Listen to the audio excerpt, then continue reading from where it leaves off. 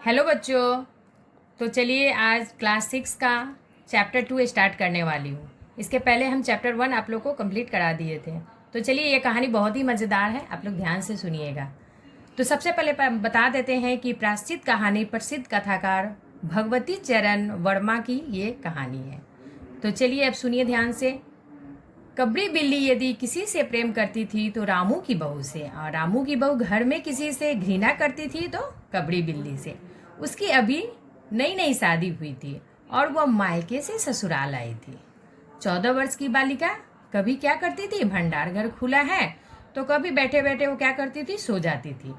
कबड़ी बिल्ली को मौका मिलता था वह घी दूध जूठा कर जाती थी। रामू की बहू की जान आफत में, कबड़ी बिल्ली मजे में रहती थी कि बहुत कुछ खाने को मिलता था। रामू की बहू घी दूध दही खीर छिपाते छिपाते तंग आ गई थी।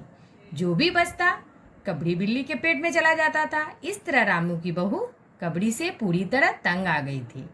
उसने अपने मन में ठान लिया, अब इस घर में या तो कबड़ी रहेगी या तो मैं। दोनों में मोर्चाबंदी हो गई। दोनों अब सतर्क हो गई।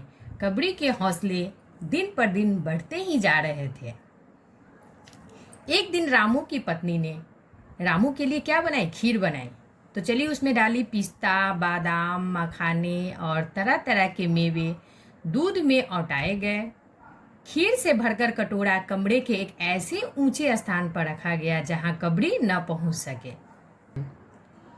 उधर कबड़ी कमरे में आई। नीचे खड़े होकर उसने ऊपर कटोरे की ओर देखा, सूंघा। उसको लगा कि अरे माल बहुत अच्छा है। ताक की ऊंचाई पे था, बहुत ऊंचा रखा हुआ था। अंदाजा और छलांग लगाई। पंजा कटोरे में लगा और क्या हुआ, कटोरी झनझनाहट की आवाज के साथ फर्श पे गिर गया, यानी जमीन पे गिर गया। आवाज सुनकर रामू की बहू दौड़ी। देखा तो कबड़ी मजे के साथ खीर खा रही है। रामू की बहू को देखकर कबड़ी भाग गई। रामू की बहू पर क्या हो गया, खून सवार हो गया। उसने कुछ सोचा।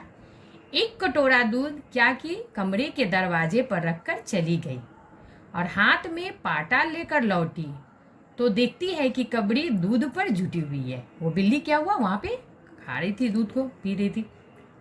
सारा बल लगाकर पाटा उसने कबड़ी पर पटक दिया। कबड़ी हिली न डूली न चीखी न चिल्लाई, बस एकदम उलट गई। घर में मानो मातम छा गया। सब एक दूसरे का मुंह देखने लगे। मिसरानी बोली, मिसरानी यानी पंडिताइन बोली, माजी बिल्ली की हत्या और आदमी की हत्या क्या है, बराबर है। बाद में पंडित जी ने उपाय में 11 तोले सोने की बिल्ली, 21 दिन के पाठ, 21 रुपये दक्षिणा और 21 दिन दोनों वक्त का खाना भोजन निश्चित किया कि ये सब आपको हमको देना पड़ेगा। दान के लिए 10 मन गेहूं, 1 मन चावल, 1 मन दाल, मन भर तिल, 5 मन जौ और 5 मन चना, 4 पसेरी घी, मन भर नमक निश्चित हुआ।